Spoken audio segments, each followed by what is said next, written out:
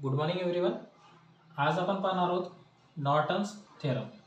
Norton's theorem हे important theorem आहे. जसं आपण थेवेनिन्स थेरम पाहिलं, थेवेनिन्स थेरममध्ये काय पाहिलं होतं आपण, कोणतंही कॉम्प्लिकेटेड सर्किट असू द्या त्याला आपण सिंगल व्होल्टेज सोर्स आणि सिरीज रेजिस्टन्समध्ये आपण कन्वर्ट करत होतो, बरोबर. नॉर्टन्स थेरम त्याचं एकदम अपोजिट असणार आहे. कोणतंही कॉम्प्लिकेटेड सर्किट असू द्या त्याला आपण शेवटी लास्टमध्ये कशामध्ये सिम्प्लिफाय करणार आहोत, एक सिंगल करंट सोर्स आणि पॅरललमध्ये रेजिस्टन्स. लक्षात आलं.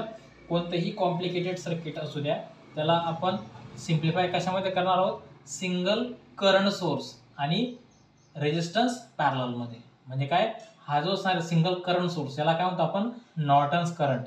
आणि हा काय असणार तुमचा पॅरललमध्ये जो रेजिस्टन्स असणार आहे आर एन काय असणार तुमचा, नॉर्टन्स रेजिस्टन्स असणार आहे. लक्षात आलं. आता मी हे एक बेसिक नॉर्टन्स थेरमचं एक एक्झाम्पल घेतलेलं आहे. बेसिक न्यूमेरिकल आहे. बेसिक जसं समजलं तुम्हाला, मग कितीही कॉम्प्लिकेटेड सर्किट असू द्या तुम्ही त्याला शेवटी लास्टमध्ये फक्त ह्या पद्धतीने सिम्प्लिफाय करू शकता. तर बघा, हे एक सर्किट आहे, बेसिक सर्किट आहे. 20 वोल्ट सप्लाय बॅटरी आहे, नंतर 4 ओहमचा रेजिस्टन्स आहे, 2 ओहमचा रेजिस्टन्स आहे आणि हा लोड रेजिस्टन्स दिलेला आहे 3 ओहमचा. आणि कॅल्क्युलेट काय करायला सांगितलेलं आपल्याला, या सर्किटचा टोटल लोड करंट आपल्याला कॅल्क्युलेट करायला सांगितलेलं आहे. तर लोड करंट वगैरे काय असतं समजून घ्या पहिले. लोड करंट जे असणार आहे तुमचा नॉर्टन्स करंट गुणिला Norton's resistance divided by Norton's resistance into R L, म्हणजे काय, लोड रेजिस्टन्स असणार आहे. तर बघा, आपल्याकडं लोड रेजिस्टन्सची व्हॅल्यू ही गिवन आहे सर्किटमध्ये, किती आहे, 3 ओहमची. आपल्याला काय कॅल्क्युलेट करायचं सुरुवातीला, आय एन म्हणजे काय, नॉर्टन्स करंट. नॉर्टन्स करंट वगैरे काय असतं आणि नॉर्टन्स रेजिस्टन्स वगैरे काय असतो त्यात आपण पाहू. ठीक आहे, सुरुवातीला पाहू आपण नॉर्टन्स करंट म्हणजे काय, आय एन. नॉर्टन्स करंट जे असणार आहे याला आपण शॉर्ट सर्किट करंट सुद्धा म्हणतो. शॉर्ट सर्किट करंट म्हणजे काय, जेव्हा तुमचा जो लोड असणार आहे, लोडला जर शॉर्ट सर्किट केलं आपण, ठीक आहे, लोडला जर आपण शॉर्ट सर्किट केलं तर शॉर्ट सर्किट केल्यानंतर तिथून जे काही करंट फ्लो होणार आहे त्या करंटला काय म्हणणार आपण, शॉर्ट सर्किट करंट किंवा नॉर्टन्स करंट. ठीक आहे. तर बघा, आता हा जो लोड रेजिस्टन्स होता आर एल 3 ओहमचा रेजिस्टन्स, याला मी तर काय करून दिलेलं आहे, शॉर्ट सर्किट करून दिलेलं आहे, बरोबर. आता शॉर्ट सर्किट केल्याने काय होईल माहिती आहे का, हा जो सप्लाय आहे किती, 20 व्होल्टेजचा. आता याच्यातून काहीतरी असं तुमचा करंट वगैरे फ्लो होणार आहे. बघा, आता करंट वगैरे कसं फ्लो होणार आहे ते लक्षात घेऊन घ्या. आता हा किती आहे, 4 ओहमचा रेजिस्टन्स आहे, इथं किती आहे, 2 ओहमचा रेजिस्टन्स. पण इकडे काय झालेलं आहे, शॉर्ट सर्किट झालेलं आहे. शॉर्ट सर्किट झाल्यामुळे पूर्णचं पूर्ण करंट कुठं फ्लो होणार आहे, इकडं.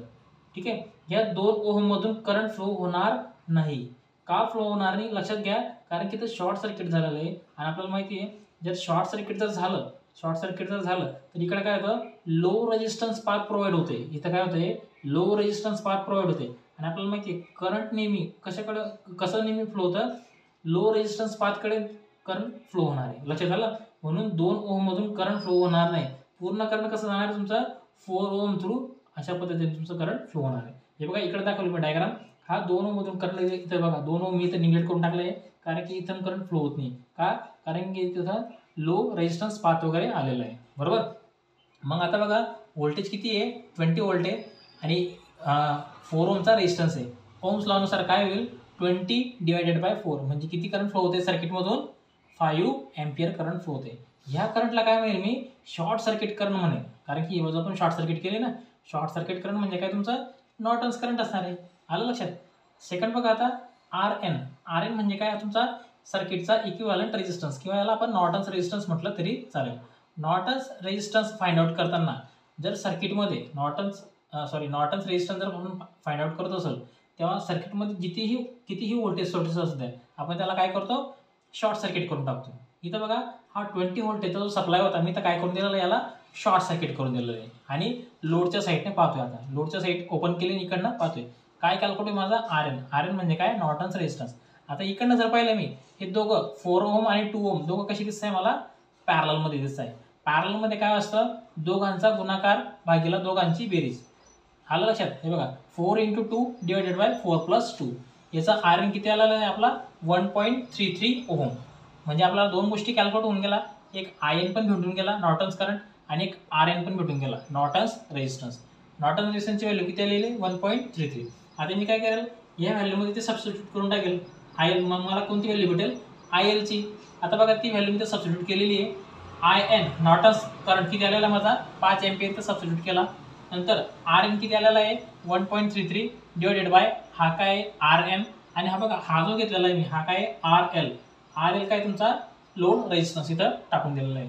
तर मला जे लोड करंट भेटणार आहे शेवटी ते किती असणार आहे 1.66 एम्पियर. या सर्किटमधून या सर्किटचं काही लोड करंट असणार आहे ते किती आलेलं आहे 1.66 एम्पियर. आणि लास्टमध्ये या सर्किटला आपण शेवटी कशामध्ये सिम्प्लिफाय केलेलं आहे एक सिंगल करंट सोर्स आणि पॅरलल रेजिस्टन्समध्ये आपण याला कन्वर्ट केलं आहे. लक्षात आलं. हा काय आहे सिंगल करंट सोर्स म्हणजे काय नॉर्टन्स करंट आणि पॅरललमध्ये काय नॉर्टन्स रेजिस्टन्स. लक्षात आलं. याला आपण सॉल्व्ह केलं. व्हिडिओ आवडला असेल तर चॅनलला लाईक आणि सबस्क्राईब. थँक्यू.